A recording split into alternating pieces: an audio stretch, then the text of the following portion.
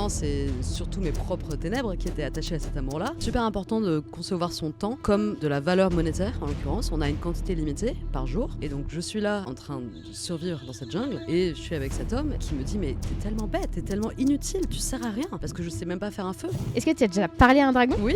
Donc, j'ai été poignardée 26 fois. J'agis comme un pont, entre guillemets, entre le monde invisible et le monde visible. Donc à partir de quand il a arrêté ? C'est moi qui...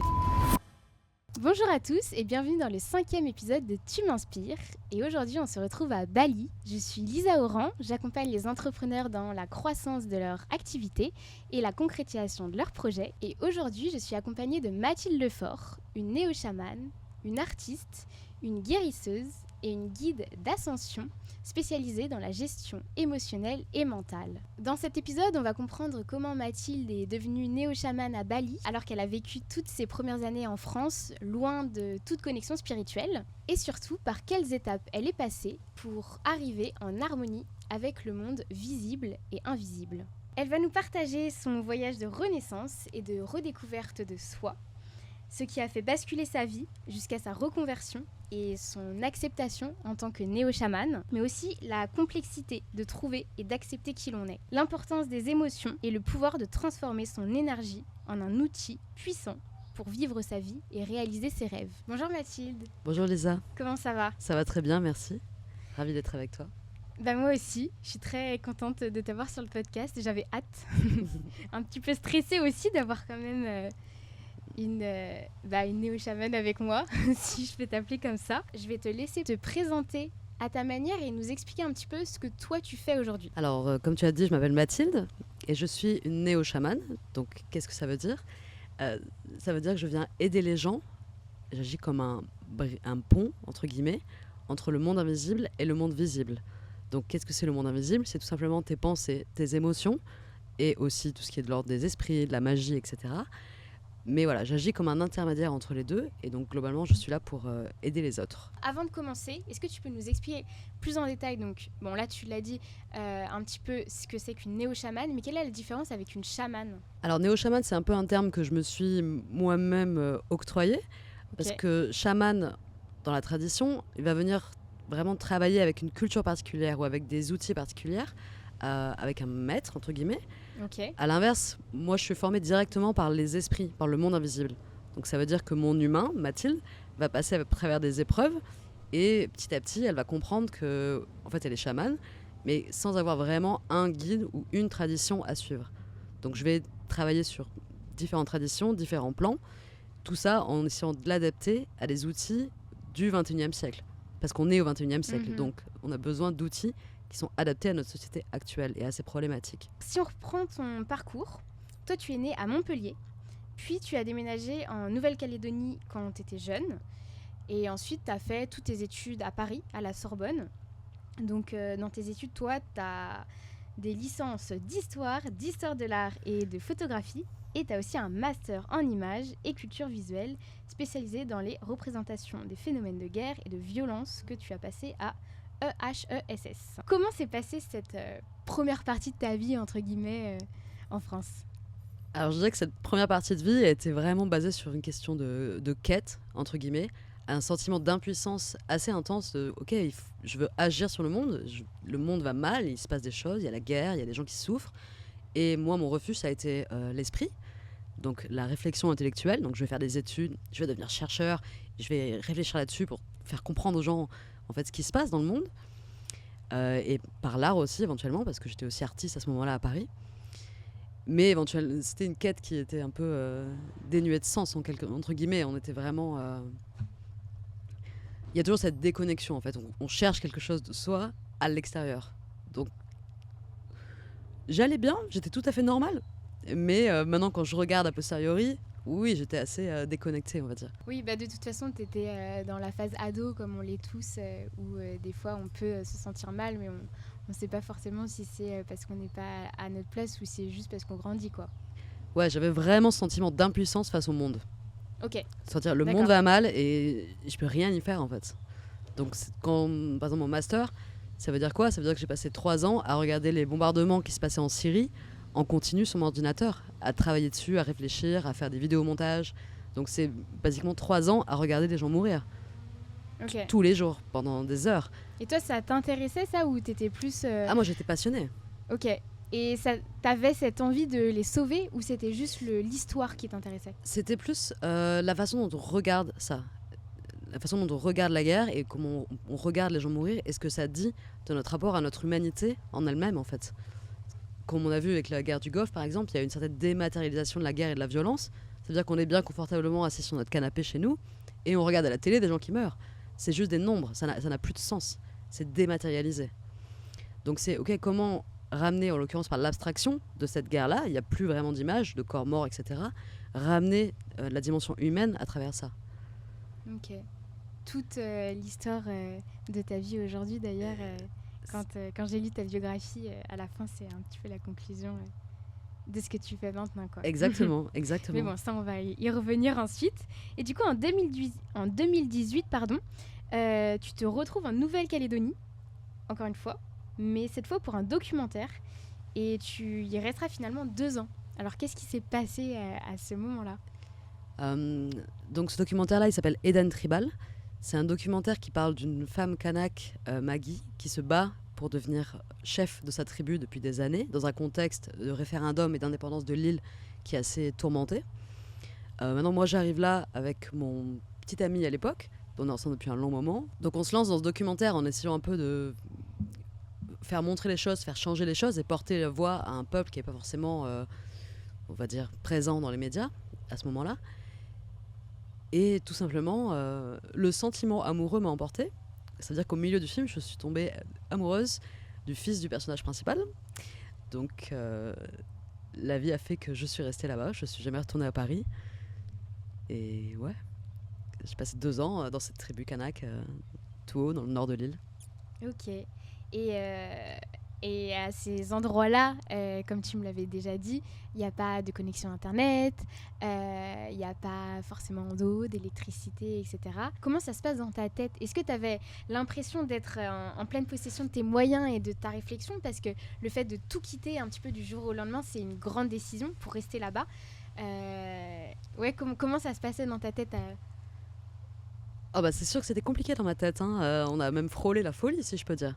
Parce qu'effectivement, déjà les conditions de vie, on passe de je suis à Paris tranquillement en train de faire mon master sur ma voie pour mon doctorat, à tout d'un coup je vis dans la jungle, dans une tribu kanak, devoir pêcher ou aller chasser des cerfs avec un fusil pour me nourrir. C'est-à-dire que bien souvent tu vas dormir le ventre vide en fait, avoir faim et en sachant que le lendemain il n'y aura rien à manger. Donc ça c'est une partie. Ensuite, bien évidemment, j'étais plus ou moins la seule personne de couleur blanche dans la tribu. Et j'ai souffert de sentiment de solitude qui est assez extrême. Mon petit ami, à ce moment-là, est censé supposer être le chef de la tribu. Donc évidemment, personne ne veut d'une blanche parisienne comme à la tête de la tribu. Donc oui, c'était assez intense. C'était principalement beaucoup d'heures à marcher sur la plage, à écrire ma propre folie, et juste à me demander pourquoi en fait je m'inflige tout ça et où est-ce qu'on peut aller par amour, et à vraiment sentir aussi tout le poids de la colonisation, en fait, que juste ma couleur de peau faisait porter sur mes épaules en étant là-bas. Donc c'était dire une période de ténèbres assez profonde à l'intérieur de moi, aussi très enrichissante. Et est-ce que tu as eu envie de rentrer à Paris à ce moment-là? Est-ce qu'à un moment tu t'es dit mais en fait qu'est-ce que je fous là, je vais partir quoi, je vais rentrer à Paris Il y avait forcément ce moment où on se demande mais pourquoi est-ce qu'on s'inflige ça? Pourquoi pas rentrer à Paris, etc. Maintenant, j'avais comme inconsciemment à l'intérieur de ma tête l'idée que ce que je vivais là, maintenant, cette expérience, elle était tellement riche et unique que en fait, il fallait quand même y aller, il fallait continuer. Que tu la vives. En plus de tout l'amour que j'avais pour cette personne, à ce moment-là, j'étais encore dans l'idée que oui, il y a une future possible. Peut-être. Ok. Et oui, même maintenant, avec du recul, c'était vraiment de l'amour raisonné et c'était pas... une guidance qui t'a fait vivre cette épreuve L'amour raisonné, je sais pas, c'est pour ça que je parle de sentiment d'amour, c'est toujours de l'illusion. Et en termes d'énergie, c'est sûr qu'il y avait une connexion. On va appeler ça reconnaissance d'âme, si on croit en ce genre de choses, en termes de spiritualité. Maintenant, c'est surtout mes propres ténèbres qui étaient attachées à cet amour-là, parce que c'était un amour qui était assez distant, dans le sens émotionnel. Enfin voilà, c'était un amour qui était assez compliqué. Tumultueux. Donc forcément, c'est chaque personne qu'on a dans notre vie miroir nos propres ombres, entre guillemets. Donc cette personne-là venait agir comme un catalyste de choses que j'avais besoin de regarder. Ok. Et d'ailleurs, dans ton CV, tu emploies le terme identity death. Désolée pour mon accent anglais. En gros, mort de l'identité. Lorsque tu parles de cette période. Ouais. Alors, j'avais jamais entendu ce terme avant. J'ai cherché une définition sur Internet. On trouve souvent des termes qui sont associés aux effets des drogues psychédéliques quand on écrit le terme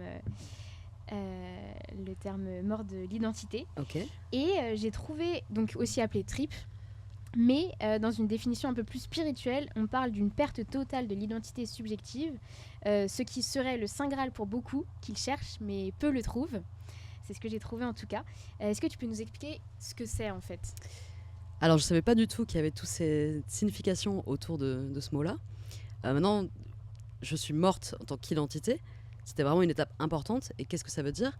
C'est tout simplement, imagine cette jeune fille parisienne, 27 ans, elle a tous ses diplômes, etc. Et donc je suis là en train de survivre dans cette jungle et je suis avec cet homme et qui me dit mais t'es tellement bête, t'es tellement inutile, tu sers à rien parce que je sais même pas faire un feu. Et il a raison. Tous mes diplômes, moi je pense que je suis quelqu'un et que je sais des choses, que je suis intelligente, etc. Je suis validée par ma société et tout d'un coup je change de société, je change de culture et je ne suis plus rien. Donc c'est une forme de mort de l'identité. Et c'est, voilà, en tout cas ça fait partie clairement d'une initiation chamanique dans ce sens-là. Et du coup, quand on voit les définitions, ça peut même faire un peu rêver, mais je pense que ça nous fait passer par d'énormes souffrances. Toi, comment tu l'as vécu finalement C'est plus que de la souffrance, je pense que c'est vraiment friser la folie, je dirais, de son propre esprit. Vraiment de se regarder en face et de dire mais pourquoi je m'inflige tout ça continuellement pendant 2 ans et rester quand même à quel moment en fait on se sacrifie soi-même en tant qu'identité en l'occurrence pour quelque chose d'autre en fait. À ce moment-là je pense que c'est l'amour. Maintenant avec le recul je vois très bien que c'était mon chemin de chaman, mais à ce moment-là il n'y a rien qui fait sens. Vraiment on marche dans les ténèbres. Voilà. Et ça, au quotidien il n'y a rien à faire en fait là-bas. Il n'y a personne, il n'y a rien à faire, donc on est vraiment juste laissé là. Et on fait face au temps, à une temporalité qui est tellement lente, il n'y a rien qui bouge, ou ça bouge très lentement, sur des semaines en fait. C'est pauvre en plus. Donc moi tout ce que j'ai fait c'est écrire, et j'ai pris beaucoup de photos de paysages désertiques, et puis juste écrire en fait, pour me donner sens aux déambulations de mon esprit qui ouais. Ok. Et du coup en 2020, tu te retrouves à Bali. Comment ça se fait ? T'as réussi à quitter cet endroit ? Je suis venue pour les vacances à la base, avec ma famille.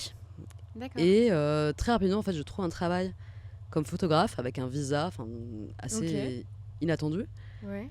Mais une partie de moi a toujours envie de retourner dans la jungle, dans cette tribu. Donc ce qui se passe, c'est qu'à ce moment-là, je suis en train de vivre toute la dualité entre... Je passe d'un endroit où j'ai presque rien à manger, où il faut que je me batte presque pour survivre, à Bali, Canggu, où c'est la profusion de nourriture, où il y a des smoothies, où il y a tout ce que tu veux sur la plage, tout le monde est en bikini. Le contraste est tellement abrupt en fait, que déjà c'est un nouveau choc pour moi. Donc on va dire que ma vie chavire assez rapidement. Je passe de parisienne à la tribu, tout d'un coup à Bali. Ouais. Et donc me voilà en train de vouloir repartir dans la tribu. Et ma mère me dit, c'est pas possible que tu veuilles repartir, il y a un truc qui va pas avec toi. Et alors qu'elle croit en rien du tout, elle est pas du tout dans cette question de spiritualité, elle m'emmène voir un prêtre balinais. Ok. Ouais, parce qu'elle me dit, il y a un truc qui va pas, par contact, nanana, elle m'emmène voir ce prêtre. Et donc le prêtre passe juste son doigt sur mon épaule et dit, oula, t'as une super forte magie noire, il y a un truc qui va pas avec toi. Et moi, à ce moment-là, je crois en rien du tout. Je suis juste plus humaine des normales. Oui, on s'est compris. et bref, le prêtre commence à enlever la magie noire de mon corps. Donc littéralement à passer avec une huile et un petit coquillage sur mon épaule. Et tout mon corps tourne noir. Ça veut dire que j'ai des bleus qui commencent à sortir de mes épaules, autour de mon cou, dans tout mon dos. Et donc c'est une magie noire qui avait été mise par les gens de la tribu dans laquelle j'étais, pour principalement me tuer en fait, tout simplement. Ok. C'est du poison en fait. Ouais, c'est un sortilège. Et tu serais morte? Enfin, Éventuellement, je pense que oui, ça te ronge de l'intérieur, ok. entre guillemets. Et c'est pour ça que ça crée aussi pas mal de confusion mentale. Ah, d'accord. Et, et donc le prêtre m'enlève la magie noire et il me dit ah écoute, t'es assez spécial, si tu veux, je t'apprends. Donc je suis jamais rentrée dans la tribu et je suis restée travailler avec ce prêtre à apprendre la magie balinese pendant 6 mois. Ok. Au fin fond de Dampasa. Et c'est là qu'en fait on passe dans la deuxième grosse étape de ta vie. Ouais. Que tu appelles cette fois-ci Physical Death. Ouais. Tu vas nous expliquer un petit peu plus en détail après. Il y aura sûrement beaucoup d'interrogations, je pense, sur celle-ci particulièrement. Moi, je la trouve extrêmement intéressante. Et est-ce que tu peux nous expliquer ce qui t'est arrivé ensuite? Alors, ce que j'appelle physical death, donc c'est ma mort physique. Pour devenir chaman, on passe toujours par plusieurs formes d'initiation, dont une mort physique. On retrouve ça dans différentes cultures et traditions. La mienne, en l'occurrence, ça a été d'être poignardée à mort. Donc, j'ai été poignardée 26 fois. Donc, dans mon œil, dans mon visage, tout mon cœur, mes poumons, mon bras. Mon corps physique est mort. Et les esprits, en l'occurrence, m'ont remis dans mon corps. Donc, comment ça se passe? Je suis en train de faire ma méditation dans ma chambre et tout d'un coup, il y a un type qui rentre que je ne connais pas, et un humain, et qui m'attaque. Et au moment où il est en train de m'attaquer, on se bat, etc., il va mettre ses mains autour de mon cou et avant même qu'il commence à serrer, j'ai entendu une voix qui m'a dit tout simplement « surrender », donc « abandonne ». J'ai perdu connaissance, entre guillemets, je suis devenue tout noir, j'ai plus de souvenirs. Donc j'ai été emmenée hors de mon corps. Et éventuellement, ils m'ont remis dans mon corps. J'ai juste rouvert les yeux et j'ai vu mon corps poignardé, plein de sang, etc. Donc je vous passe les détails. Ah, mais t'as vu ton corps de l'extérieur. Je suis sortie de mon corps. Mais t'étais encore consciente, tu le voyais. Je regarde des fois des comment on appelle ça déjà, des morts où cliniquement en fait t'es mort. Ouais. Et en fait ils expliquent que oui ils voient leur corps physique là, mais ils sont plus dedans. C'est un peu l'idée, ouais. Ok, et je te laisse terminer, excuse-moi, je t'ai coupé. Et donc tu vois ton corps, tu disais rempli de sang, tu re-rentres dedans ensuite. Non, en fait, j'ai pas aussi, on voit pas comme tu verrais quelqu'un en face de toi en fait. Il y a vraiment, c'est juste blackout et j'ai juste rouvert les yeux et j'étais revenue dans mon corps entre guillemets. D'accord. C'est juste j'étais pas là. D'accord. Et en me réveillant, j'ai vu que j'avais été poignardée en fait. J'ai compris plus ou moins ce qui s'était passé. Et t'étais hyper affaiblie du coup, Honnêtement, ça allait. Tout ce que je pouvais me dire, c'est ah là, je vais pas pouvoir aller au yoga demain. Ok. C'est un mode de survie. Quand notre corps est tout d'un coup attaqué, on a tendance à se raccrocher à nos habitudes, ce qu'on connaît. Mais ce qui se passe, c'est que j'ai attendu quand même pendant 7 heures avec les mains sur mes poumons pour pouvoir respirer, que quelqu'un arrive parce qu'il y avait personne dans la maison à ce moment-là. Oui, et toi, tu pouvais pas du tout aller à l'hôpital toute seule. Ah bah non. Et c'est qui est arrivé? Mon homme de ménage. Donc ouais, c'était assez... Et si jamais il était pas arrivé, t'aurais pu mourir? Possible. Ok. Déjà, juste le chirurgien, une fois que je suis arrivée à l'hôpital, il était là, c'est pas possible que tu sois toujours en vie. Parce que j'avais eu tellement de coups de couteau dans le cœur et les poumons que le chirurgien était juste étonné en fait que j'arrive toujours à respirer. Donc bon, c'est pour ça aussi qu'on peut remercier les esprits en soi qui m'ont remis.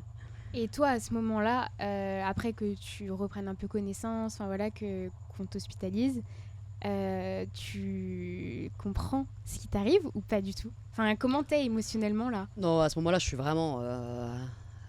Au bout de ta vie, non? Ouais, exactement. Ouais. À ce moment-là, j'essaie juste de survivre en fait. C'est vraiment juste ça, de juste rester en vie. Et puis c'est opération, c'était vraiment intense. Puis j'ai beaucoup d'antidouleurs, donc ton corps est complètement anesthésié en fait.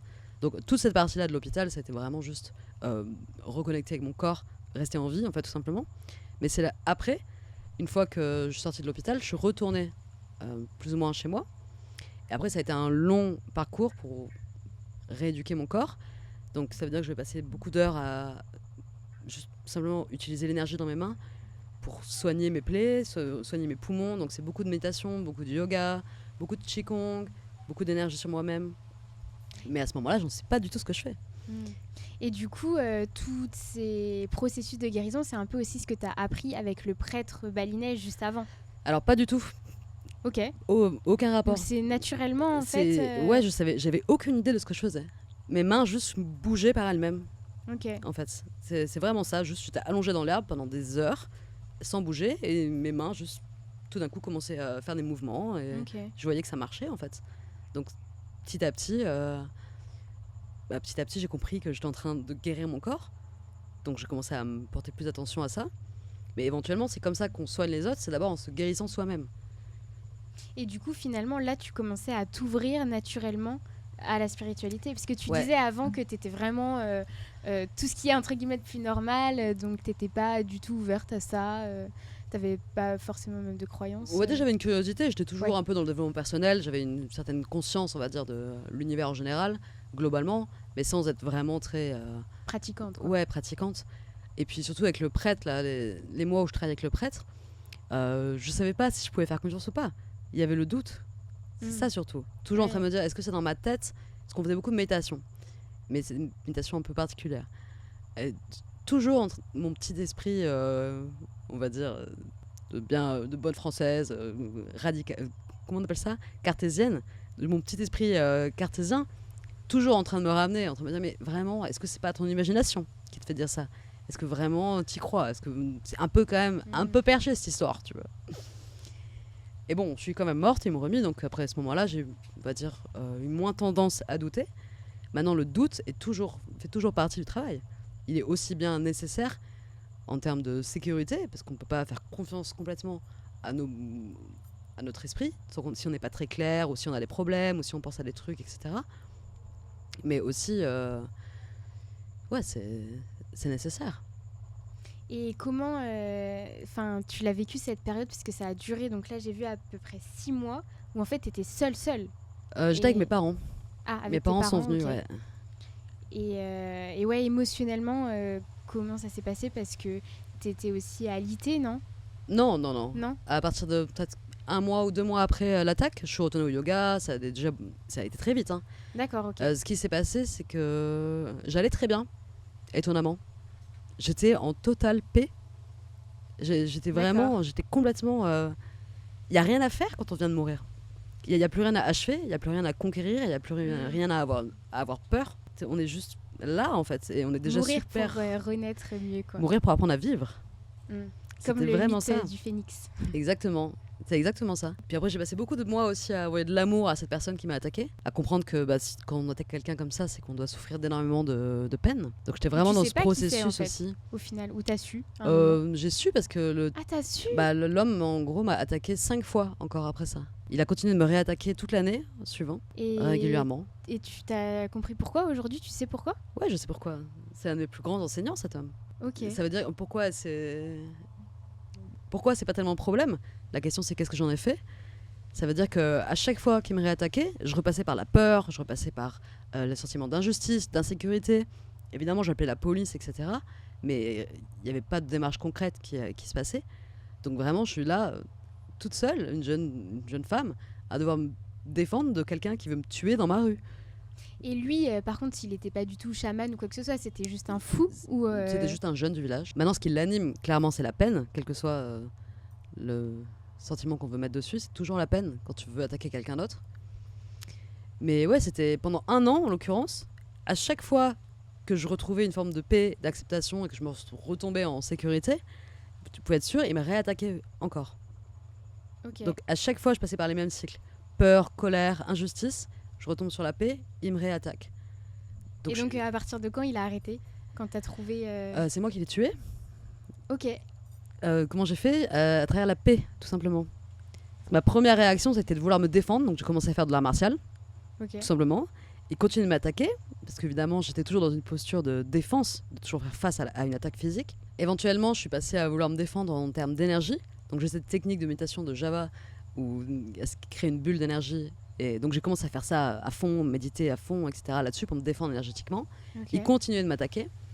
Et la dernière fois qu'il m'a attaqué, en fait, je l'ai vu dans la rue et je me suis dit, ok, il va revenir cette fois, il va me réattaquer. Parce que je vois sa plaque d'immatriculation, je vois son visage, je le vois, il est dans la rue.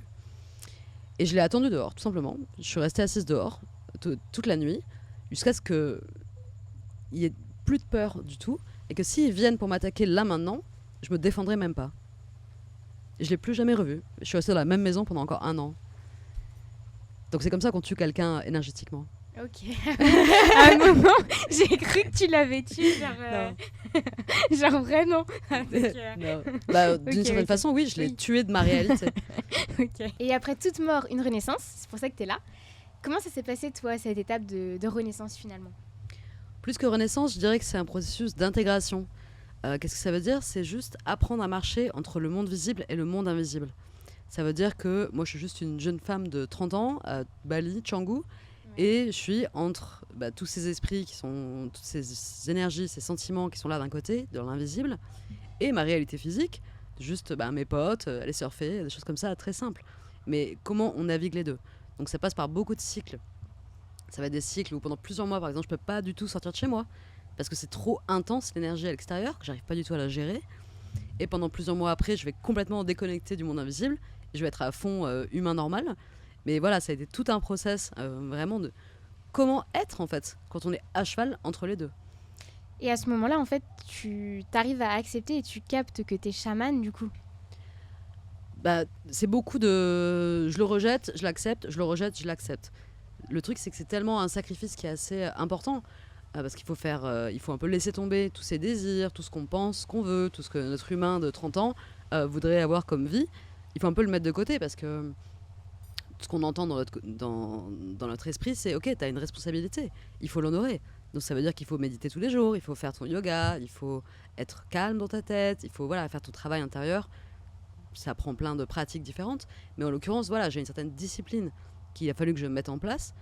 Et donc, mon humain a tendance à vouloir le bagarrer, entre guillemets. Donc, pendant 1 mois, je vais arrêter, je vais aller faire la fête, etc. Et après, pendant 6 mois, je vais comprendre que ça sert à rien et je vais retomber à fond dans mes méditations, etc. Pour petit à petit arriver à, ce qu'on a dit, une intégration, une harmonisation. Ça veut dire que maintenant, ma vie est beaucoup plus équilibrée. Je comprends en gros pourquoi je suis là. Et donc, je peux juste faire ma vie normale avec un pied dans chaque monde. C'est harmonieux. Okay. Mais ça a été toute une bataille. Et du coup, à ce moment-là, tu commences à comprendre vraiment ce qui t'est arrivé, entre guillemets. C'est vraiment comme un puzzle. Mais ça, je pense que c'est chacun. On passe à travers des épisodes, il nous arrive des choses dans notre vie, des situations, des expériences. Et on en comprend plus ou moins les clés ou le sens avec le recul. Donc, moi, c'est pareil, je suis passée par 4 ans, on va dire, d'initiation continuelle. Donc, ça va être plus que d'être poignardée à mort. Ça va être des situations mentales, émotionnelles, vraiment des puits sans fond de ma propre folie, en l'occurrence, pour aller déblayer tout ça et trouver des clés qui viennent agir comme un puzzle, comme des petites indications de qui je suis. Donc en fait, on n'est pas une seule chose. Je ne suis pas que Mathilde Chamane. On est une multifacette, une boule à facettes en fait, de plein de petites identités qu'on peut choisir d'ajouter, d'enlever, de jouer avec. Donc ça marche pour cette vie-là. Donc je suis Mathilde, mais je suis aussi la fille de quelqu'un, je suis aussi la sœur de quelqu'un, enfin voilà, je suis chamane, etc. Mais il y a aussi, on va rajouter aussi quand on est chamane, des pièces de ce puzzle de nos vies antérieures. Ça veut dire que je vais avoir des messages, ah tiens, maintenant je travaille avec cet esprit-là, pour telle raison, ah ouais, ok, je comprends. Mais c'est juste, il ne faut pas s'y attacher. C'est là, on en prend les informations dont on a besoin à ce moment précis. Si l'information arrive, c'est qu'on est prêt à la recevoir, et éventuellement, on la laisse partir. On s'y attache pas. Et toutes les étapes que toi, tu as traversées, chaque chamane les traverse différemment parce que, comme je te disais, j'avais lu le livre de mon initiation chez les chamans, je crois qu'il s'appelle comme ça, de Corinne, j'ai plus le nom, je crois que je l'ai écrit, Corinne Sombrun. Elle l'avait faite en Mongolie, donc c'était pas du tout la même histoire, ce qui est normal un petit peu aussi, chacun a son histoire. Mais est-ce qu'il y a des étapes clés pour devenir chaman ou chacun a sa propre histoire ? Maintenant, chaque parcours est unique, donc ce qui fait que chaque médecine est unique. Chaque don que les personnes vont pouvoir développer va être adapté à ce parcours-là. Maintenant, oui, il y a des étapes clés qu'on retrouve dans toutes les traditions et dans toutes les cultures à travers le monde. C'est que le chaman passe toujours par ces épreuves d'initiation, de mort physique ou mentale, émotionnelle. Souvent, les chamans ont des grosses maladies, par exemple. Okay. Et le chaman doit toujours se guérir lui-même pour pouvoir guérir les autres. Ça, c'est super important. Il y a vraiment ce processus en fait de résurrection, mais par soi-même. Pourquoi ? Parce que c'est comme ça qu'on apprend. C'est comme ça qu'après on peut aider les autres, qu'on a assez d'outils à notre disposition pour pouvoir aider les autres. Donc oui, par exemple Corinne Sombrin, elle c'est pareil, elle a une initiation, elle s'y attendait pas du tout. C'est juste arrivé. Maintenant, elle a sa journée, son parcours qui est unique, et son initiation qui est unique, et de fait, elle va porter une voie de guérison, entre guillemets, qui va être unique, et qui va servir tel et tel purpose. Ok. Et oui, parce qu'on reprend un petit peu, parce qu'on a eu un petit problème technique qui a fait que la deuxième partie du podcast ne s'est pas enregistrée. Donc on a un peu de mal à reprendre. Mais en gros, tu nous expliquais dans la partie qui ne s'est pas enregistrée que tu as eu toute une période où en fait tu guérissais des personnes au travers de tes enseignants ou d'autres chamans qui t'ont appris un petit peu à guérir et à pratiquer. Est-ce que tu peux revenir un petit peu dessus pour nous expliquer cette étape finalement quand on disait, moi j'ai utilisé le terme renaissance, mais toi tu as utilisé un autre terme qui était, je sais plus. Intégration. Intégration, voilà. Alors oui, effectivement, j'ai eu 2 chamans plus âgés, on va dire des anciens, comme on peut appeler ça en sens traditionnel, qui m'ont aidé. Il y en a un qui m'a appris à soigner les autres, et il y en a un qui m'a appris à me soigner moi-même, ce qui est aussi très important. Donc c'était principalement, en gros, c'est plus ouvrir un espace pour la personne, en l'occurrence moi, avoir la possibilité de pratiquer. Donc ce qui se passait, c'est que j'allais dans cet endroit tous les dimanches soirs, dans sa maison, et il y avait, je sais pas, 50 de personnes, et j'étais moi et 6 autres healers, 6 autres guérisseurs, et on allait soigner tous les individus. Donc ça veut dire qu'on avait l'opportunité de voir des gens avec tout un tas de maladies différentes, que ce soit problèmes émotionnels, mentaux, ou que ce soit des problèmes physiques, ou des problèmes qui sont aussi liés à tout ce qui est la magie noire, avoir des entités collées, des choses comme ça. Donc j'ai eu accès à un vaste spectre, on va dire, de possibilités en termes de guérison. Ok. Mais essentiellement, le chaman, il te dit rien en fait. Il te met là, face à la personne, et toi, tu dois te débrouiller. Et donc tu guéris avec les énergies. J'utilise... Pour ceux qui ne savent pas du tout en fait comment ça se passe, parce que c'est vrai que c'est intriguant. C'est vrai que ça paraît simple pour moi, mais c'est pas forcément évident. J'agis comme un conduit. Donc c'est aussi pour ça qu'il y a toutes ces phases d'initiation, pour être assez vide. Ça veut dire que je vais aller taper dans l'énergie universelle, vraiment ça dépend, on appelle ça comme on veut, juste l'énergie générale, c'est pas la mienne. Et en gros, l'énergie va passer à travers mon corps pour aller influer sur la personne à qui on a besoin en face de moi. D'accord, ok. Donc ça passe principalement par le magnétisme dans mes mains en l'occurrence, donc tout ce qui est problème physique, enlever des blocs dans le corps, qu'ils soient émotionnels, mentaux, énergétiques, ça va vraiment passer par l'appui de mon corps physique là-dessus. Maintenant je suis aussi clairaudiente, c'est-à-dire que j'entends des esprits, j'entends des voix, ils me parlent directement, et donc c'est à partir de ça que je peux avoir des messages qui sont adaptés à la personne en face de moi.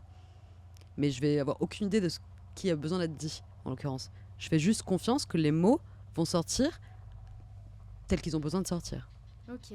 Donc c'est vraiment, à l'inverse de notre processus humain de essayer de tout contrôler, c'est vraiment essayer de rien contrôler du tout, en fait. Essayer de laisser l'énergie passer à travers soi, en faisant confiance que ça sera exactement tel que ça a besoin d'être. Aujourd'hui, toi, t'es à ton compte. Comment ça s'est passé ? Comment tu t'as basculé sur cette étape-là ? Alors encore une fois, comment un chaman se met à son compte ? Un chaman n'a pas vraiment le choix. Mes 2 enseignants sont morts, tout simplement. Donc je me suis retrouvée toute seule, du jour au lendemain, sans pouvoir pratiquer, sans soigner personne. J'avais quelques clients qui venaient de temps en temps parce que de bouche à oreille, des gens que je connaissais d'avant. Mais c'était vraiment peut-être une fois par mois. Donc là, le chaman se pose la question de sa condition. À quoi je sers sans communauté ? Toute seule assise chez moi à réfléchir, à quoi je sers si je ne peux pas aider les autres ? Donc ça a été assez intense. Et petit à petit, au bout de presque 1 an et quelques, 1 an et demi, éventuellement, ça s'est débloqué. J'imagine que l'énergie était assez prête à être partagée. En tout cas, au niveau de mon travail personnel, ça devait être le cas. J'étais assez intégrée. Et les clients ont commencé à arriver de bouche à oreille. J'ai vraiment jamais communiqué, j'en ai jamais parlé. Même mes proches, c'est très rare que j'en parle. Je pense qu'on a tous un peu, enfin je sais pas, en tout cas pour moi, inconsciemment on porte un peu ce poids de la sorcière qui est un peu l'interdit, entre guillemets. Tu vois, c'est pas quelque chose dont on parle. C'est un peu interdit. Il faut cacher ça. Ça s'est fait comme ça, assez naturellement. Petit à petit, un client, puis un autre, qui envoie ses amis, qui envoie sa famille, etc. Et puis maintenant, je suis complètement bookée. Donc, t'as pas eu cette étape de prospection qu'on redoute tous, quoi. Non, vraiment pas. La chance. Pour ça, j'avais plus tendance à me cacher chez moi, rester chez moi. Et tes parents, ils savent que t'es chamane aujourd'hui ? Ouais, ils le savent, ouais. Ok. Oui, j'avais une question. Est-ce qu'on peut devenir chamane si on a envie de devenir chamane ? Alors, je pense que personne ne voudrait être chamane volontairement. Parce que ça implique tellement d'initiations qui sont extrêmement douloureuses à tous les niveaux de douleur qu'on puisse imaginer, donc mental, émotionnel, physique, énergétique. Enfin, on est sur un chemin de vie qui est pas facile. Maintenant, il y a tout un tas de gens qui vont faire des initiations, qui sont curieux par rapport à ça, et on n'a pas du tout besoin d'être chaman pour développer ses habilités. Tout le monde a des habilités. En soi, j'ai rien de spécial. C'est juste que mon parcours a fait que j'ai dû faire face à ces habilités-là et à les mettre en pratique plus rapidement que la majorité, on va dire. Maintenant, chaque individu est unique, chacun a des dons. Et il n'est pas obligé de dire « Ok, je deviens chaman », on n'est pas obligé de consacrer sa vie à ça pour être en contact avec l'univers, les esprits, son énergie, etc. C'est vraiment quelque chose qui est universel. Ce qui t'est arrivé aujourd'hui, tu l'interprètes comment ? Est-ce que tu crois au destin ? Tu penses que tout ça, c'est arrivé pour quelle raison ? Et clairement, dans toutes les initiations par lesquelles j'ai dû passer, initiation, épreuve, malheur, toutes les perspectives, on voit ça comme on veut, c'est juste pour être au service, pour avoir assez d'outils de gestion mentale, émotionnelle, pour pouvoir aider les autres en fait. C'est aussi simple que ça. Clairement, ma vie n'a rien à voir avec moi. C'est vraiment ça être chaman, on marche pour le bénéfice de tout le monde, de tous les êtres, soi-même inclus. Ça veut dire que, ok, j'ai dû laisser partir tout un tas de choses, mais éventuellement ma vie maintenant est tellement apaisée et mon contentement vraiment pour ce que j'ai est tellement énorme. Ma relation au temps, ma relation à la nature, ma relation aux autres est tellement approfondie que c'est vraiment un cadeau. Même si avant j'ai dû passer par les pires ténèbres. Et du coup maintenant en fait tu dédies ta vie, et tu n'as pas le choix d'ailleurs, si je comprends bien, à sauver les autres. Est-ce qu'on peut employer le terme sauver ? C'est pas vraiment sauver. Je dirais pas sauver. Je me vois vraiment comme un intermédiaire qui donne des outils aux autres pour qu'ils récupèrent eux-mêmes leur pouvoir. C'est-à-dire que moi, techniquement, je fais rien en soi. Si les gens veulent pas faire leur travail et qu'ils veulent pas mettre en place des choses pour avoir une meilleure santé mentale, émotionnelle, c'est leur problème. Moi, je suis là pour donner des outils pour qu'ils récupèrent leur pouvoir. À quoi est-ce qu'on donne notre pouvoir en général ? La peur, nos propres limitations mentales, nos pensées, les autres, la société. Tout ça, c'est notre pouvoir qui se dilue, en l'occurrence. Et on en vient à manquer de confiance en soi, on en vient à avoir des pensées noires, etc. À pas avoir goût à la vie, tout simplement. Voilà, et moi je suis là, ok, il y a des outils qui peuvent t'aider là, maintenant, pour aller mieux. Ton histoire est fascinante, et la force dont tu as dû faire preuve pour dépasser toutes ces étapes, c'est très inspirant. Merci de nous l'avoir partagé en toute transparence ici. Et ça montre que même quand on est dans des périodes d'extrême souffrance, derrière se trouve quand même un monde meilleur. Il ne faut pas abandonner. Maintenant, on va faire un petit jeu, un petit côté un peu plus ludique à l'épisode. Tu vas avoir 1 minute pour répondre au plus de questions possibles. Est-ce que tu es prête ? Prête. As-tu déjà parlé à une plante ? Oui. Est-ce que tu crois aux extraterrestres ? Oui. Est-ce que tu médites tous les jours ? Oui. Est-ce que tu as déjà lévité ? Non. Est-ce que la respiration aide à gérer le stress ? Oui. Est-ce que tu as des cristaux ? Non. Penses-tu que le contact avec la nature est apaisant ? Oui. Est-ce que tu as déjà jeté un sort ? Pas vraiment. Est-ce que tu utilises des huiles essentielles pour te détendre ? Non. Tu crois en la puissance des mantras ? Oui. Magie noire ou magie blanche ? Magie blanche. Est-ce qu'on peut marcher sur l'eau ? Oui. Penses-tu que les chats peuvent lire nos pensées ? Oui. Est-ce que tu pratiques le yoga régulièrement ? Oui. Est-ce que les dragons existent ? Oui. Est-ce que tu as déjà parlé à un dragon ? Oui. Est-ce que tu chantes sous la douche ? Ça m'arrive. Penses-tu que les fantômes existent ? Oui. As-tu déjà fait un vœu en voyant une étoile filante ? Non. Est-ce que tu crois en l'astrologie ? Oui. Penses-tu que l'alimentation influe les émotions ? Oui. Est-ce que tu écoutes de la musique relaxante ? Non, l'écoute de la musique relaxante aide à se détendre ? Oui. Crois-tu en la guérison par l'énergie ? Oui. Il y a trop de réponses J'ai dit non à l'étoile filante sans faire exprès. Ah. C'est pas grave. Il y a trop de réponses là qui m'intriguent. Les dragons, etc. Mais bon, on parlera peut-être ça dans un prochain épisode, si les gens veulent avoir des réponses à ces sujets-là. Mais on va pas s'éparpiller. Okay, on va rester sur le thème d'aujourd'hui. Et on va en profiter que tu sois avec nous sur le podcast pour te poser des questions un peu plus précises, notamment sur l'entrepreneuriat et comment essayer de gérer son stress, toutes les peurs et les blocages qu'on peut avoir qui font qu'on stagne ou qu'on n'arrive pas en fait à y aller et à oser réaliser ses rêves, même finalement, et ses projets. Je t'ai préparé plusieurs questions. Comment faire pour gérer son temps quand on est entrepreneur, qu'on se retrouve seul devant son ordi et qu'on doit gérer plusieurs projets et tâches au quotidien? Alors c'est super important de concevoir son temps comme de la valeur monétaire, en l'occurrence. On a une quantité limitée par jour, par semaine, par mois. Et donc le focus qu'on va y mettre va vraiment dépendre de notre efficacité. Donc par exemple, tu vas commencer ta semaine, dire ok, quelle quantité d'énergie je suis capable de donner à tel projet ou à telle idée et l'agencer, entre guillemets, avec son énergie personnelle aussi. Si on n'a plus d'énergie, c'est impossible de mettre de l'énergie dans le projet. Donc c'est arriver à avoir un équilibre entre, ok, ce projet-là prend tant de temps, tant d'énergie, ma pratique personnelle prend tant d'énergie, et petit à petit d'équilibrer au fur et à mesure des jours et des semaines. Moi, ce que je dis toujours, c'est, ok, est-ce que ça prend moins de 5 minutes, je le fais tout de suite. Si ça prend entre 1 heure et 2 heures, je le cale dans la journée. Si ça prend entre 3 heures et 10 heures, je le cale dans la semaine. Si ça prend plus de 10 heures, je le cale sur le mois, avec des petites tranches. Donc c'est arriver à évaluer, ok, j'ai telle quantité d'énergie et de temps, qu'est-ce que j'en fais, où est-ce que je le mets? Ok. Et finalement, est-ce qu'il y a des techniques aussi pour récupérer son énergie? Parce que des fois, en fait, on se sent complètement anéanti, fatigué, on n'arrive à rien. Et en même temps, on n'a pas envie de se dire, ouais, je procrastine, j'avance pas, mais on n'a plus d'énergie. C'est hyper important de toujours évaluer notre jauge d'énergie.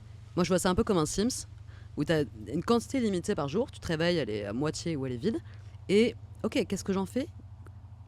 Comment je la remplis exactement? Donc, il faut savoir quelles sont les choses dans ton quotidien qui te donnent de l'énergie et quelles sont les choses dans ton quotidien qui te prennent de l'énergie. Ça peut être des actions, ça peut être des situations, ça peut être des personnes, mais ça peut être aussi des pensées, par exemple, qui viennent prendre beaucoup d'énergie. Donc, c'est de se dire, ok, cette action-là, elle est nécessaire, elle va me prendre tant d'énergie, je la fais quand même. Et en contrepartie, j'ai les choses qui me donnent de l'énergie que je vais pouvoir faire, ajouter après ça ou avant ça. Donc, c'est chacun individuellement. Qu'est-ce qui me donne de l'énergie? Est-ce que c'est faire une marche dans la nature? Est-ce que c'est juste s'allonger par terre et écouter sa musique préférée? Est-ce que c'est juste avoir un bon dîner avec son ami? Il y a des choses qui nous donnent de l'énergie et des choses qui nous prennent de l'énergie. C'est toujours important d'avoir une espèce de petite liste personnelle. Ok, ça prend, ça donne. Et maintenant, on peut évaluer un peu au quotidien comment rajouter son énergie, comment la gérer tout simplement. Et comment savoir si on est en manque d'énergie ou dans la flemme? La flemme, c'est une construction mentale. Ça veut dire que c'est notre subconscient, nos programmes mentaux qui vont venir nous bloquer. Ah non, je le ferai demain. Des choses comme ça. C'est toujours important de savoir écouter son corps. Son énergie passe par son corps. Si notre corps est fatigué, c'est pas la flemme. Et même si pendant une semaine on a besoin de dormir, eh ben, c'est ce qu'il faut faire, c'est ce dont notre corps a besoin. C'est accepter qu'il y a un rythme et suivre ce rythme-là en ayant confiance que éventuellement notre projet sera fait bien plus efficacement et avec bien plus de focus. C'est la règle d'or en l'occurrence. Maintenant, c'est la flemme dans la tête. Le corps est fatigué. Donc c'est, ok, où est-ce que je suis? Est-ce que je suis dans ma tête ou est-ce que je suis dans mon corps? Comment on peut faire quand on a trop d'idées pour les canaliser, les sélectionner et les concrétiser? Les idées, ça va, ça vient. On est tous connectés inconsciemment, entre guillemets, niveau collectif. Et on a un esprit qui marche plus ou moins actif. Donc on peut avoir pas mal d'idées. Maintenant, les idées, ça nous traverse. Si on attrape la première qui arrive, éventuellement, on est déplité. Parce que l'idée, elle arrive, mais elle va demander à avoir 1 mois d'effort ou 1 an d'effort, etc. Comment savoir si c'est aligné? Moi, ce que je fais, c'est que je prends l'idée, je la garde avec moi. Donc soit tu la notes sur un papier, ou juste tu la notes dans ton téléphone, ou tu la gardes à l'intérieur dans ta tête. Et tu t'assois avec pendant plusieurs jours. Et juste, tu y reviens. Ok, comment est-ce que cette idée me fait sentir? Il y a 2 choix. Est-ce que c'est contraction? Je me fais sentir petit et m'angoisse, je me sens pas bien. Ou est-ce que c'est expansion? Cette idée m'invite à me grandir. Je sens qu'il y a du potentiel. Elle me fait me sentir bien. Face à ces 2 choix, éventuellement, on a envie de choisir toujours l'expansion. Maintenant, il faut toujours un peu attendre avant de se jeter sur une idée. Pourquoi? Parce qu'elles ne sont pas forcément destinées pour nous. Il y a des idées qui passent. Ouais, ça peut être une excellente idée. Mais peut-être que c'est pas à toi de la faire là maintenant. peut-être qu'elle n'est pas pour toi. Donc arriver à se ralentir, arriver à se reconnecter à soi et à vraiment arriver à s'écouter en disant ok, comment ça me fait me sentir sur plusieurs jours, éventuellement c'est être sûr de s'aligner avec les bonnes idées pour notre entreprise, pour notre projet, etc. C'est une garantie presque. Ouais, et c'est important de ne pas rester dans le faire et des fois prendre le temps de prendre du recul comme tu viens de dire et de se dire est-ce que cette idée est faite pour moi quoi. C'est vraiment s'asseoir avec l'idée, comme une femme enceinte en quelque sorte va porter son enfant pendant plusieurs mois, on va juste un peu porter notre idée à l'intérieur énergétiquement et voir comment elle nous fait sentir. C'est ce qu'on appelle le yin et le yang, ce que tu m'avais dit d'ailleurs, j'avais jamais fait le rapprochement mais le côté yin, c'est pour ça que c'est les femmes qui portent l'enfant. Dans l'attente, exactement. Dans l'entrepreneuriat, souvent le problème qu'on rencontre, c'est au début d'avoir du mal à présenter ses offres et se présenter avec conviction, par manque de confiance en soi. Du moins, c'est avec la confiance en soi qu'on associe ça. Est-ce que tu aurais des conseils à donner aux personnes qui sont dans cette situation ? Alors oui, déjà, c'est arriver à faire la différence entre notre habilité à faire notre travail et nos propres limitations mentales. Ça veut dire comment ça se présente, cet exemple dont tu me donnes, dont tu as envie de présenter ton travail, c'est ces petites voix à l'intérieur. Ah, mais tu n'y arriveras jamais, ou mais tu n'es pas prêt du tout à faire ça, ou ça vaut pas du tout le prix que tu es en train de demander, par exemple. Et c'est d'aller venir établir une relation avec ces petites voix-là et commencer à leur parler en leur disant « Mais attends, pourquoi tu me dis ça ? D'où ça sort ? Relax, tout va bien aller, au pire j'essaye, quelle est la pire chose qui puisse arriver ? Au pire j'échoue, c'est ok, ça veut dire que c'est pas pour moi, par exemple. » C'est arriver vraiment à aller travailler avec son espace mental pour reprogrammer ses propres limitations. Maintenant, qu'est-ce qui est en dessous de ça ? C'est la peur, comme toujours. Qu'est-ce qui nous bloque ? Qu'est-ce qui nous limite ? Qu'est-ce qui fait qu'on attend ? C'est toujours la peur. Donc vraiment, essayer de la voir et de voir ça tout simplement comme de l'énergie. J'attrape cette énergie et je dis, écoute, j'ai pas besoin de toi, j'essaye quand même. À chaque fois qu'on fait face à nos peurs, on avance dans tous les cas. Il n'y a aucune exception à ça. Même si c'est infime, même si c'est juste envoyer un email, dans tous les cas, c'est un pas de plus vers là où on est supposé être. Peur, c'est toujours stagnation. Faire face à nos peurs, même si c'est assez inconfortable, mais se dire, ok, c'est juste de la peur, c'est juste une énergie qui essaie de me bloquer, je vais le faire quand même, c'est la voie du succès. Ouais, surtout que c'est en faisant qu'on apprend et après, finalement, on n'a même plus peur, quoi. Exactement. On entend partout le terme syndrome de l'imposteur. Qu'est-ce que ça veut dire pour toi et comment y faire face ? Alors, syndrome de l'imposteur, ça veut tout et rien dire en soi. Moi, je dirais que c'est pas quelque chose qui existe réellement. Je pense que, comme on vient de le voir, c'est cette idée de comment on travaille avec notre espace mental pour arriver à faire face à nos propres limitations, à les voir comme quelque chose qui sont des limitations et qui ne nous sont pas nécessaires, en fait. C'est comme ça qu'on gagne confiance en soi, petit à petit, en faisant vraiment la différence entre ces petites voix à l'intérieur et qui on est. Donc faire ce processus d'observation de ok, qu'est-ce qui vraiment me bloque ? Où est-ce que c'est dans mon corps ? Est-ce que c'est dans ma tête ? Est-ce que c'est mon cœur, etc. Vraiment l'observer et établir une relation, ça permet éventuellement de construire de la confiance par-dessus et de pouvoir passer à l'action. Est-ce que tu peux nous partager 3 actions qu'on peut mettre en place dès à présent pour se reconnecter à soi au quotidien et pour vraiment savoir ce que l'on veut ? Parce que souvent dans l'entrepreneuriat, on peut vite perdre le cap et en fait ne plus savoir ce que l'on veut réellement. Alors déjà, c'est impossible de savoir ce qu'on veut si on ne sait pas ce qu'on ressent. Donc la première action la plus essentielle, qui est valable pour tout le monde, c'est juste de connecter avec son corps physique. Qu'est-ce que ça veut dire ? Ces sensations. Je vais juste regarder, écouter, toucher, boire. À chaque fois qu'on fait une action, on est dans notre corps, en présence, et on va juste expérimenter notre réalité d'un point de vue sensoriel. Donc ça veut dire tu bois un verre avec tes potes, vraiment sentir l'eau qui coule le long de ta gorge et focus sur ce que tu ressens. C'est super important et c'est essentiel. Pourquoi ? Parce que ça te permet d'avoir une relation plus sécurisée entre ton corps et ta réalité, entre ton corps et ce qui se passe à l'extérieur. C'est la base de tout travail. Et ça aide beaucoup à rester dans le présent. Notre principal problème en général, c'est qu'on est toujours soit dans le futur, soit dans le passé. Donc revenir dans notre corps, juste donc qu'est-ce qu'on fait là maintenant, qu'est-ce qu'on ressent là maintenant, c'est très simple. Et ça nous permet d'être vraiment ancrés dans notre présence et on a beaucoup moins de problèmes. Ok, donc si je conclus, il faut se reconnecter à son corps. Et si on aurait 3 actions qu'on peut mettre en place dès maintenant au quotidien, ça serait écouter ce qu'on ressent en termes gustatifs, comme tu l'as dit, quand on mange, quand on boit.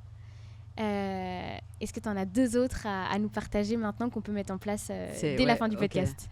C'est focus sur mes sensations physiques. Donc, qu'est-ce que j'entends ? Qu'est-ce que je vois ? Qu'est-ce que je ressens ? Qu'est-ce que je goûte ? Qu'est-ce que je sens ? Etc. Toujours bien regarder si on est trop dans le futur ou dans le passé. Ok. Donc, où est-ce que j'en suis ? Avoir comme une timeline mentale et dire, ok, je suis dans le passé, je suis dans le futur. Non, je reviens là maintenant, dans mon corps. Et ensuite, c'est respirer, tout simplement. Juste respire. Oui. Prends une grande inspiration, une grande expiration. Tout va aller beaucoup mieux. Surtout quand on est derrière son ordi. Des fois, même moi, je m'en rends compte. Mais après, qu'en fait, on respire plus. Non. Ou en tout cas, plus du tout comme on respire normalement, naturellement. Et ouais, ça, en fait, apprendre à respirer, c'est bizarre dit comme ça, mais c'est réel. C'est important quand on travaille beaucoup derrière l'ordinateur, en l'occurrence, de faire attention à bien bouger son corps. Parce qu'on a tendance à rester de posture assise assez longtemps, nos yeux, etc. Donc soit allongé, soit aller faire une pratique sportive quelconque. Même juste simplement en douceur, danser dans sa chambre, ça marche. C'est hyper important, encore une fois, d'avoir un équilibre. Je passe 5 heures assise, je vais passer 1 heure à bouger, par exemple. Toujours revenir à son corps. Toujours rappeler à son corps qu'en fait, c'est OK d'être là. Parce qu'en face de l'ordinateur, on est dans notre cerveau, on est dans notre esprit. Revenir au corps, toujours. Bah, d'ailleurs, Mathieu, qui est derrière la cam, m'avait dit qu'il faut aussi regarder régulièrement loin devant et pas toujours sur son ordi, parce que sinon on a toujours les yeux sur son ordi. Ouais, c'est clair. Il y a cette idée un peu qu'on perd notre habilité à regarder au loin. Imagine, si on part vraiment au temps préhistorique, c'était un peu notre survie, parce qu'on va scruter l'horizon, on va scruter la plaine et on va voir s'il y a une menace potentielle ou s'il y a un animal à pouvoir chasser. Et alors que maintenant, dans nos sociétés modernes, on va être beaucoup en ville, les ordinateurs, les téléphones, etc., on a tendance à regarder beaucoup moins loin. Donc c'est important de rééduquer ses yeux à regarder loin. Même si c'est juste regarder le ciel, les nuages qui passent, regarder l'océan, si vous avez la chance d'être à la mer, c'est des choses simples. Mais c'est un peu tout le temps se rappeler que, ok, je peux aussi regarder au loin. Regarder au loin, c'est aussi une bonne métaphore de regarder vers mon futur. Si on est toujours le nez collé, la tête penchée vers l'avant, c'est impossible de voir au long terme ce qu'on veut pour soi-même. Et c'est pour ça aussi que moi, je fais attention de plus en plus à mon bureau, où je le mets. Et je sais que quand je suis contre un mur, face au mur, j'arrive pas à travailler. Ou je travaille beaucoup moins bien, en tout cas.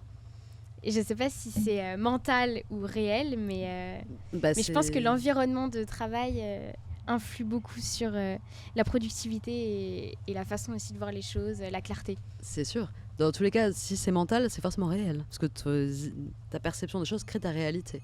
Oui. On a tous une réalité différente. Au niveau de ton bureau, forcément, c'est aussi énergétique, parce que tu te sens peut-être enfermé, etc.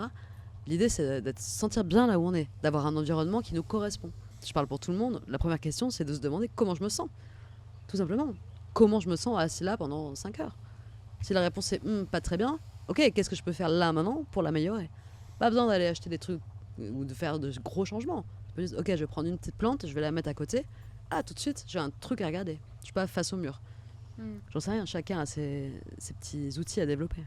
Oui. Et comment on peut rester connecté à soi quand on entreprend des choses et ne pas se laisser submerger en fait par le stress, l'angoisse, les prises de décision, etc. Ce qui arrive très très souvent quand on entreprend. C'est très simple, il faut rester présent dans son corps. Le stress, les angoisses, tout ce qui est les décisions, etc. Tout ça, c'est encore une fois dans ton espace mental. C'est en termes de pensée que ça arrive. C'est des problèmes qu'on se crée mentalement en l'occurrence. Et l'idée, c'est de les voir, de dire, ok, là c'est le brouhaha, là je suis pas clair, il y a trop de trucs, ça crée de la confusion. Ok, je vais faire une pause. Je déconnecte pendant 10 minutes, pendant 1 heure, le temps qu'on a besoin pour revenir au centre. Qu'est-ce que c'est notre centre ? C'est notre corps. On se sent bien, on se sent relax. Ok, maintenant c'est clair, je peux voir clair. C'est impossible de prendre une décision ou de faire une quelconque action alignée à partir d'une place d'anxiété et de fourmillement intérieur. Et la question qu'on a envie de poser quand tu dis des choses comme ça, en tout cas moi je te l'ai posée, je me souviens, c'était à quelle cadence, à quelle fréquence on doit le faire. Et je te laisse, du coup je te repose la question pour que tout le monde, pour que tu puisses partager la réponse à tout le monde. C'est très simple, et qu'ils peuvent l'entendre. Constamment. C'est tout le temps en fait, on est juste tout le temps en train de se checker. Où est-ce que je suis ? Est-ce que je suis dans mon corps ? Est-ce que je suis dans ma tête ? Où est-ce que j'en suis en fait ? Et juste, ah tiens, je suis partie trop loin dans ma tête, ça fait 1 heure que je scrolle sur Instagram. Ok, je reviens là maintenant. Grande inspiration, qu'est-ce que je vois, qu'est-ce que je sens, qu'est-ce que j'entends ? Et je suis retour. Ouais, et c'est vrai que juste le fait de penser à ça régulièrement, ça change beaucoup de choses. Et pour quelqu'un qui aimerait faire un premier pas dans la spiritualité et qui connaît rien du tout, qu'est-ce que tu pourrais lui conseiller? Surtout ne rien lire sur la spiritualité. Ok. Non, je dis ça parce qu'il y a tellement de chemins, il y a tellement d'outils pratiques, il y a tellement d'écoles, de tout ce qu'on veut, de techniques, etc., qu'on a vite fait de se perdre. Et il faut savoir que toutes les réponses dont on a besoin sont déjà à l'intérieur de nous. Donc ça veut dire que le premier pas vers la spiritualité, c'est je connecte avec mon corps et j'accepte que les réponses viendront quand je serai prêt pour ça. Donc ça veut dire c'est autoriser les informations à venir à soi. Donc ça peut être simplement ton boucher qui va dire un truc et ça fait des clics. Ou ça peut être tiens, je tombe sur un livre au hasard. Donc c'est vraiment s'autoriser, se relâcher dans une espèce d'inconnu. Parce que c'est ça être spirituel. C'est apprivoiser l'inconnu et sa peur face à l'inconnu. Et donc concrètement, dans le quotidien, ça pourrait être quoi? Par exemple, une méditation ou juste prendre le temps de rien faire et d'écouter l'environnement qui se trouve autour? Alors j'ai envie de dire surtout ne pas méditer. Ok. Parce que souvent, c'est la première chose qu'on a tendance à vouloir faire au début. C'est de méditer, en fait. On voit ça partout. Méditer, c'est super bien. C'est pour ça. C'est un peu une grosse... pas une misconception, mais il y a un peu l'idée que si tu veux être spirituel, il faut méditer. Assis en tailleur, avec les yeux fermés pendant 1 heure tous les jours. Non, c'est une technique spécifique. Ça demande beaucoup de focus. C'est presque impossible. Et ça a tendance à déconnecter les gens de leur corps. Moi, ce que je conseille, c'est de faire ce que j'ai dit d'abord, c'est de reconnecter avec ta physicalité. Donc, focus avec mes sensations physiques. Si pendant une journée entière, tu arrives à être connecté qu'avec tes sens, sans penser, tu es bien plus spirituel que la personne qui passe 10 ans assise par terre à méditer. Donc, vraiment, encore une fois, on focus sur nos sensations physiques. On est présent avec notre environnement, notre réalité autour. On est un corps physique pour une raison. On expérimente une réalité physique pour une raison. Maintenant, un petit truc qu'on peut faire en plus de ça, que je conseillerais, c'est vraiment d'écrire un peu tous les jours ce qu'on expérimente, ce qu'on ressent, ce qu'on vit, ce qui nous passe par la tête. Même si c'est juste un petit peu, même si c'est dans son téléphone, c'est ok.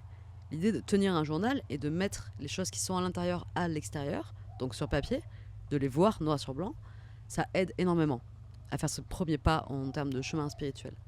Maintenant, pour tous ceux qui sont là, mais je sais pas quoi écrire, juste écris ce qui se passe autour de toi. Je suis assise dans un café, tiens, il y a le serveur qui fait ça, tiens, il y a cette personne qui sourit. C'est aussi apprendre à regarder. Ouais, ce qu'on appelle le journaling, en fait. Même tu décris ta journée. Aujourd'hui, j'ai fait ça, j'ai vu telle personne. Ça, c'est possible. Ça, c'est une façon de le faire. Moi, je parle vraiment d'écrire au présent. Ça veut dire, oui, d'accord, ok. Donc, je sais pas quoi écrire. Et j'écris, je sais pas quoi j'écris. D'accord. Par exemple. En face de moi, il y a. J'ai rien à écrire, c'est juste horrible d'écrire, d'être face à cette feuille. Ça, on écrit toujours au présent. Ok, c'est assez différent des techniques. J'ai jamais fait l'exercice comme ça, mais... C'est assez différent de ce qu'on peut trouver en général. Ok. Moi, je suis pas tellement pour tout ce qui est de l'ordre pensée positive, écrire des informations, les gratitudes, etc. Ça marche, une façon de le faire. Maintenant, ça demande assez de discernement, en l'occurrence, parce qu'on a tendance assez rapidement à s'y attacher, à en avoir besoin, en l'occurrence. Ah oui. Maintenant, c'est l'utiliser un peu comme un ressort spirituel, comme un espèce de mantra, qui nous aide un peu à garder notre énergie en haut. Donc c'est valable, c'est une technique qui est valable. Maintenant, je dirais pas de commencer la spiritualité comme ça. Ok. Est-ce que tu peux préciser ce que c'est qu'un mantra? Un mantra, c'est une affirmation qu'on va venir se répéter encore et encore et encore. Ok. Moi, par exemple, un mantra que j'ai beaucoup utilisé, c'est « J'aime la vie et la vie même ». Où tout est parfait, où je suis exactement là où j'ai besoin d'être. Okay. C'est des mots. C'est des formes de. C'est comme des formules magiques. D'affirmation positive finalement. C'est une forme d'affirmation positive. Sauf que ce qui se passe, c'est qu'on va les répéter, les répéter, les répéter. Souvent, le mantra, en l'occurrence, l'affirmation, vient quand on en a besoin. Et on va le répéter et répéter jusqu'à ce qu'on y croive. Et une fois qu'on y croive, on va le savoir. C'est le processus d'intégration. D'accord, ok. Mais au début, ça peut paraître un peu artificiel. C'est quoi cette connerie? Ça ne fait pas me sentir bien, tu vois. Mais c'est ok, il faut juste marteler son cerveau avec ça. C'est une forme de reprogrammation mentale. Et maintenant, dans des situations particulières, notamment quand on est perdu, qu'on ne sait plus quoi faire et qu'on remet tout en question dans sa vie pro ou perso, que conseillerais-tu de faire? Alors déjà, je dirais super, félicitations. Ça veut dire que ça ne peut que aller mieux. En général, quand on traverse des périodes assez intenses, noires ou difficiles, c'est que c'est exactement là où on a besoin d'être. Donc arriver à faire confiance à ça et se dire ok, ouais, c'est la merde autour de moi, mais c'est ok. Je sais que de l'autre côté, ça ira mieux. Déjà, c'est une première étape. Et ensuite, moi, je dis toujours de tout lâcher. Qu'est-ce que je dis tout lâcher? C'est tes pensées. On arrête de penser. On va se focus sur une tâche à la fois. Qu'est-ce qui peut me faire me sentir mieux là, maintenant? Je vais aller me brosser les dents, hyper doucement, et vraiment focus sur mes dents. Je vais aller me brosser les cheveux, plus doucement possible. C'est vraiment, on revient à une extrême présence dans l'action, des choses simples. Je fais la vaisselle, je suis là. Chaque pensée qui arrive, c'est non, non, non. Parce que quand on est dans une période assez compliquée comme ça, et qu'on a tendance à penser, etc., ça prend énormément d'énergie. Donc c'est encore plus difficile d'en sortir. Donc on récupère son énergie d'abord. On arrête de penser. Ok. On donne plus aucun pouvoir à tout ce qui est des pensées. On revient là maintenant, petit à petit, et jour par jour, sans qu'on s'en rende compte, notre réalité devient bien meilleure, et éventuellement on est en dehors de notre période noire. Dans un autre registre, maintenant, est-ce que tu peux nous expliquer comment ça se passe une séance avec toi concrètement et comment est-ce qu'on prend rendez-vous, comment on te contacte? Alors pour les sessions, c'est très simple, il y a toujours deux parties. Une partie qui va être de l'ordre de la guidance personnelle. Ça veut dire qu'en fonction des problèmes de chacun, des situations spécifiques ou des problématiques, je vais avoir des clés, des outils adaptés. Donc on discute, etc. Et en fonction de ça, les messages sortent.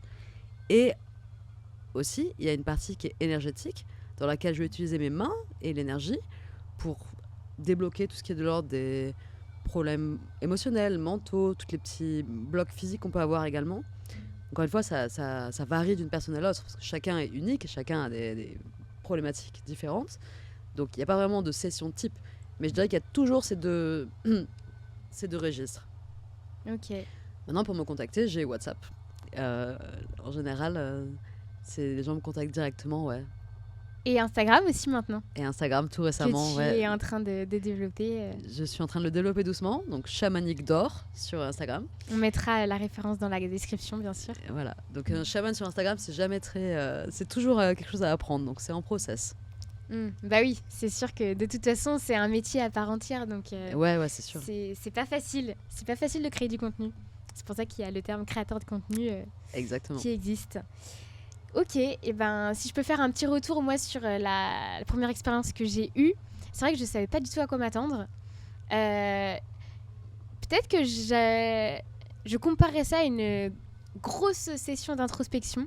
C'est super intéressant parce qu'il y a, comme tu l'as très bien dit, deux étapes qui sont bien distinctes et qui sont hyper complémentaires, où au début on parle vraiment un peu comme si on allait voir une psychologue, mais pas vraiment. C'est pas vraiment comme une psy. C'est super intéressant. On n'est même pas obligé d'avoir des choses à dire finalement, parce que la première fois que je suis venue, moi j'avais pas trop de trucs à dire vraiment, vu que je savais pas trop comment ça allait se passer. Et ouais, après il y a tout ce côté énergétique. Donc soit on ressent peut-être un peu moins au début. Moi j'en ai fait 2. La deuxième fois j'ai beaucoup plus ressenti. Je pense que c'est aussi grâce aux exercices que tu m'avais donnés, parce qu'à la fin ce que j'aimais bien, c'est qu'on a vraiment des exercices pour rentrer dans le concret immédiatement. Et c'est pas du tout aussi perché que ce qu'on peut penser, parce que quand on parle d'énergie, on peut se dire ah moi ça me parle pas, je ressens rien. En fait, en tout cas moi je l'ai pas du tout vécu comme ça. Et je trouve que c'est très parlant parce que tu prends le temps aussi de nous expliquer. C'est personnalisé, comme tu l'as dit. Ouais. Et ça, c'est trop bien parce que tu t'adaptes et t'adaptes aussi ta façon de parler à la personne qui est en face. J'ai bien vu quand tu as capté que j'étais un peu ouverte aux énergies, tu développais un peu plus, ou tu te permettais de dire des choses un peu plus profondes, alors que la première fois, c'était plus un discours très même terre à terre finalement. Enfin, n'importe qui, même quelqu'un qui croit pas aux énergies, c'est logique, sûr. Tu vois, c'est ce que sûr. Tu disais. Donc ouais, c'est trop intéressant et je recommande à n'importe qui de toute façon l'expérience. Et pour finir, est-ce que tu peux nous partager 3 grandes sources d'inspiration que tu as? Alors ça peut être dans tous les domaines, peu importe, que tu as eu dans ta vie ou que tu as encore aujourd'hui. Alors l'inspiration, je dirais que c'est quelque chose qui est assez compliqué déjà à comprendre. En termes d'artiste, oui, je sais ce que c'est l'inspiration, on sait ce que c'est. Maintenant, qu'est-ce que vraiment ça veut dire? Donc en réfléchissant dessus, je dirais que c'est qu'est-ce qui me donne envie de vivre, en fait, tout simplement. Qu'est-ce qui me pousse à vivre? Et ma plus grande inspiration, aussi bateau que ça puisse être, c'est vraiment la vie. Donc ça veut dire juste voir un insecte qui bouge de brindille, ou voir le sourire de quelqu'un quand je passe sur la route. Des petites choses, en fait, mais en continu. Ils sont tout le temps accessibles et qu'on ne prend pas forcément le temps de voir, de regarder. Donc une appréciation pour les choses simples, c'est hyper important pour moi. C'est vraiment, ça m'inspire de revenir à cette simplicité-là. C'est beau. Maintenant, ouais, tellement en fait. C'est juste, je peux pas en dire 3 parce que tout Mais tu peux en dire m'inspire qu'une, et la en vie. même temps, ouais, c'est l'ensemble en fait. Chaque Ok. jour est une source d'inspiration pour quelque chose d'autre. Eh ben merci Mathilde. J'avais une dernière question. C'est est-ce que tu as un conseil à donner à toutes les personnes qui souhaitent entreprendre ou qui ont déjà commencé à entreprendre, mais qui sont bloquées aujourd'hui à une étape où ils n'arrivent plus à avancer, ils savent plus quoi faire, ils ne savent pas quel est le sens de tout ça. Un conseil? Ouais. Après, si tu veux en dire plus qu'un, tu peux. Ça, j'ai l'impression que je me répète, mais en fait, oui, toujours revenir au corps. Parce que quand on cherche le sens, etc., qu'on se sent bloqué, etc., c'est parce qu'on est trop dans notre tête. On essaie de faire sens, on essaie de comprendre, on essaie d'être quelque part en dehors de là où on est là maintenant. On résiste à notre situation actuelle. Donc, s'autoriser à être dans ses propres ténèbres, c'est complètement OK. C'est, en fait, réclamer son pouvoir. Je suis là où je suis et c'est OK. Maintenant, c'est toujours bien d'avoir des gens à qui parler. C'est de trouver quelqu'un qui puisse guider la personne là-dedans, c'est aussi très important, évidemment. Mais si on n'a personne, juste être son propre meilleur pote en disant ouais, ok, t'es dans le malheur, je suis là pour toi. De soi-même à soi-même. Ça, c'est vraiment un super conseil, c'est une super clé. Vraiment de développer une relation d'amitié avec soi-même. Je pense que ça, c'est essentiel. Et je pense que c'est bien que tu l'aies redit à la fin de l'épisode parce que c'est quelque chose que je pense qu'on a beaucoup besoin d'entendre parce qu'elle est plus aussi logique qu'elle l'était peut-être avant. Et voilà. Bah merci Mathilde encore pour ça. Merci à toi, Lisa. Pour ton temps, pour toutes les réponses que tu nous as apportées aujourd'hui. Et encore une fois, je vous incite tous à venir voir Mathilde si vous passez par Bali parce que c'est une très belle rencontre et elle pourra vous apprendre plein de choses. En tout cas, moi, je te remercie pour tout ce que tu m'as appris et pour toute l'aide que tu m'as apportée. Écoute, je suis vraiment ravie. Vraiment, ça me touche profondément. Merci de m'avoir invité à partager tout ça, aussi bien au niveau personnel que les petits outils qu'on a tous besoin de réentendre, de se souvenir ou juste de découvrir. Donc, ouais, merci à toi. Et bah, avec grand plaisir.